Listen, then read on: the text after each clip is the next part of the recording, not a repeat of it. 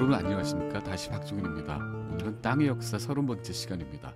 오늘은 지난 시간에 이어서 시대착오의 상징 고종이 만든 평양 풍경궁 이야기 두 번째 이야기를 해드리겠습니다. 백성의 돈을 갈취해 남한테 빼앗길 궁궐을 짓는구나. 윤치호가 한 말입니다. 정말 그 시대를 너무나 적확하게 잘 설명한 그런 내용이 아닌가 싶습니다. 자, 시작을 해볼까요? 1904년 2월 29일 대한제국의 황궁인 경운궁이 불로 홀딱 타버렸습니다. 새벽녘에 함령전 온돌에서 발한 불이 온 궁전을 홀딱 태웠습니다. 아직 불길이 잡히지 않는 그날 아침에 고종이 이렇게 얘기합니다. 궁색하지만 반드시 중건하라고요. 두 번째 황궁인 평양 풍경궁은 정전인 태극전과 동궁전이 중화전이 완성되고 부속공사가 한창 있을 때죠. 석 달 뒤에 개화파 지식인 윤치호가 일기를 씁니다. 이렇게요. 이 황제는 이 저주받은 나라에 저주받은 백성들로부터 갈취한 수백만 원을 불타버리거나 다른 사람에게 빼앗길 쓸모없는 궁궐들을 짓는데 낭비하고 있다라고요. 비슷한 때에 대한족에게 와 있던 미국 소설가 잭 런던이라는 사람이 있습니다. 종군 기자였습니다. 평양 주민들은 공포에 떨고 있었다. 조선인들은 평양이 청일전쟁에 이어서 다시 전쟁터가 되려는 사실을 깨달았다. 주민 중 1만여 명은 이미 평양을 떠났고 다른 사람들도 계속 피난을 떠나고 있었다. 압록강 근처에서 내려오는 피난민 수만 명은 공포에 질려 있었다. 바로 그해 2월 8일 일본군이 청나라 여순항에 있는 러시아 극동함대를 공격합니다. 다음 날 대한제국 제물포에서 또 다른 러시아 군함 두 척이 일본군 공격에 침몰합니다. 그리고 2월 10일 일본은 러시아에 전쟁을 선포하죠. 온 나라가 공산팔이던 그때 그 온 나라에 전쟁이 터진 겁니다. 곧바로 풍경궁은 일본군 병영으로 전용됐다가 식민시대 때 병원으로 바뀝니다. 남에게 빼앗기리라고 했던 윤치호 일기는 예언이 아니라 현실이었습니다. 1903년 8월 15일 대한제국 광무제 고종이 러시아 황제 니콜라이 2세에게 밀서를 보냅니다. 러시아를 염두에 둔 평양 풍경궁 공사가 막 시작된 때였습니다. 내용은 이랬습니다. 누대의 원수 일본과 러시아가 전쟁을 벌이면 대한제국은 반드시 러시아군을 돕고 최대한 편의를 제공하겠노라 라고요. 철저하게 러시아를 지지하겠다는 그런 내용이었죠. 그리고 그해 11월 23일 광무제 고종이 이렇게 선을 합니다. 장차 일본과 러시아가 전쟁을 할 때 우리는 중립을 지키리라. 이 중립선언은 이듬해 1월 21일 공식화됩니다. 열강에게 통보가 되죠. 하지만 군사력도 외교력도 없는 중립선언은 열강에 의해 무시당하고 맙니다. 20일 뒤에 러일 전쟁이 공식 개전합니다. 그런데 참 이상한 일이 벌어지기 시작합니다. 2월 18일 예정된 일본군 12사단 입경을 앞두고 고종이 창덕궁을 일본군 병영으로 사용하도록 직하한 겁니다. 그뿐만 아닙니다. 2월 23일에 대한제국은 일본과 한일의정서라는 협약을 체결합니다. 조선 전역을 일본군 군용지로 사용하도록 허락한다. 이런 내용이었습니다. 특정 지역이 아니라 임기, 그러니까 마음 먹으면 마음대로 어디든 수용할 수 있는 권리를 일본군에게 준다는 그런 내용이었습니다. 또 한 달 뒤 3월 20일입니다. 일본의 전권대사 이토 히로부미가 대한제국 황제를 아련합니다. 그 자리에서 이토는 광무제 고종한테 천황 하사물이라면서 30만 행, 현 시가로 250억 원입니다. 30만 행을 선물로 주고 경부선 철도에 대해서 고종이 가지고 있는 지분을 보장한다고 확언했습니다. 영국 외무성 기록에 남아있는 내용입니다. 1년이 채 안 돼서 황제는 친러 밀약을 중립선언으로 바꾸고 중립선언을 구중궁궐 그리고 조선 팔도 일본군 사용지 제공으로 바꾸더니 현금 250억 원과 철도 지분 확보까지 바쁘게 급속하게 움직입니다. 3월 4일 한성에 도착한 종군기자 겸 소설가 잭 런던은 이렇게 기록합니다. 황제는 일본이 원하는 모든 것을 잘해주라고 지엄하게 공포했다. 예를 들면 일본군이 잘 자리를 마련할 수 있도록 자기네 군인들을 병사에서 쫓아내는 일 같은 것들. 잭 런던이 이런 말을 기록한 거는 황제가 일본 천황으로부터 250원을 받기 전 일이고, 그러니 이렇게 황제가 고민하고 있었다, 이런 내용이었을 것 같습니다. 하지만 실상은 그렇지 않았습니다. 친러 밀약이 이렇게 뇌물로 바뀐 겁니다. 그리고 8일 뒤 평양 옆 순안에서 잭 런던은 피난민들을 목격합니다. 이 사람들은 런던에 따르면 역사의 소용돌이를 겪으면서 산으로 은신처를 옮기고 있었습니다.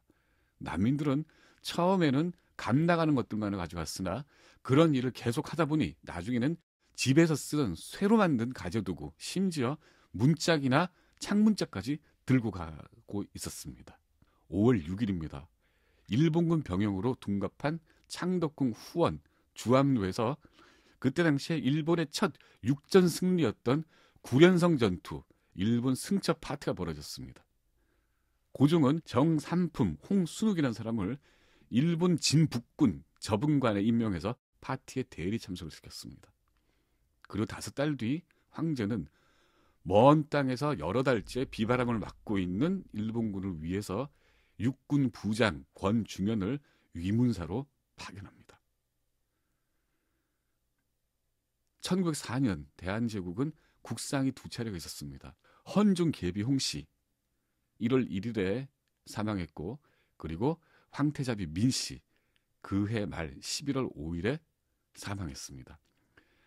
음산한 전운이 그리고 매캐한 화약 냄새 속에서 사람들은 상을 치르는 백립, 흰 갓을 쓰고 일상을 살았습니다. 북상하는 일본군을 따라 잭 런던이 평양에 입성했을 때 일본군을 맞은 조선 백성 또한 대개 백립을 쓰고 있었습니다. 예컨대 이런 사진입니다. 대동문이 보이고, 그리고 그 앞에 일본군이 진주하고 있고, 앞에는 군중들이 모두 백립을 쓰고 있습니다. 평양성 동쪽 대동문으로 일본 보병이 진입할 때 이렇게 보셨던 것처럼 백립 군중은 성벽과 물로 바깥에서 그들을 지켜보고 있었습니다.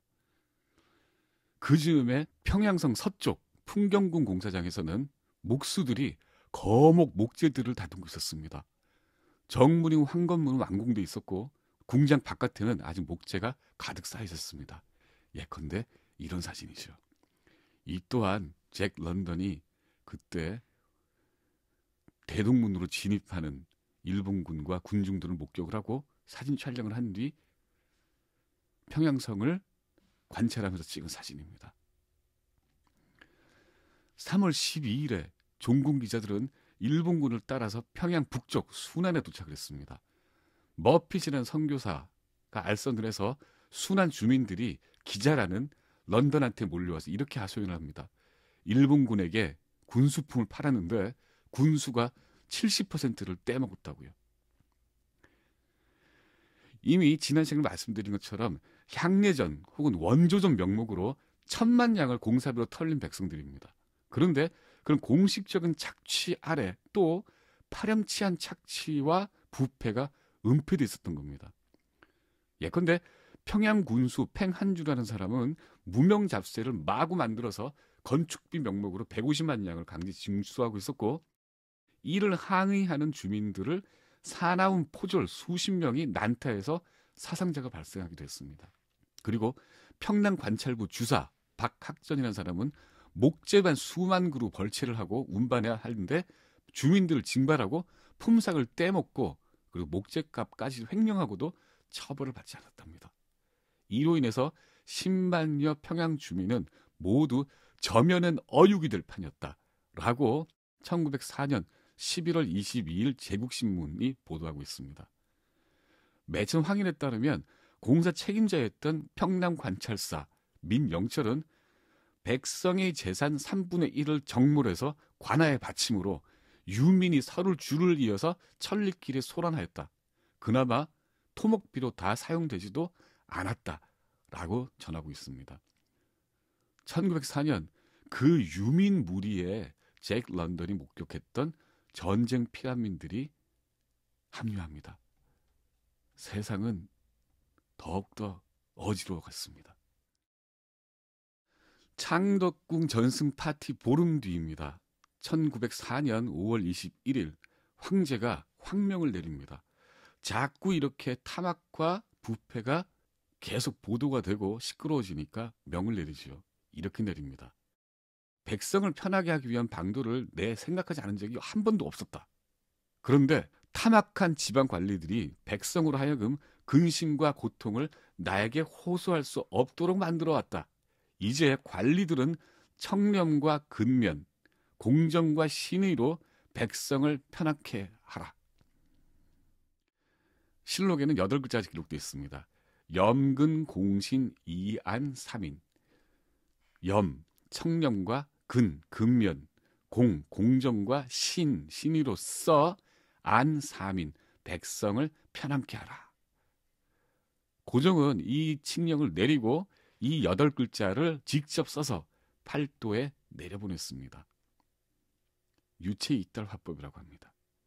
2달이 지나고 중추원 의관 안종덕이 작심을 하고 이렇게 상소를 합니다. 상소가 굉장히 긴데 그 요점만 읽어드리겠습니다. 윗사람이 청렴하면 아랫사람이 감히 어떻게 탐호하겠는가? 폐하가 청렴하지 않은데 어찌 아래가 탐호하지 않을 수 있겠는가? 나랏돈이어야 할 땅과 산과 못과 어장과 염전과 인삼과 광산을 왜 폐하가 가지고 있는가? 관리 월급이 없으면 대뜸 내탕금에서 꺼내서 주고는 빚 독촉하듯이 갚으라고 하지 않는가? 벼슬은 또 왜 파는가? 어찌하여 길거리에는 목재와 석재, 수레가 끝이 없고 도끼와 톳소리가 귓절에서 사라지지 않는 것인가? 서경의 궁전을 건축하는 것이 나라에 무슨 이익을 주는가?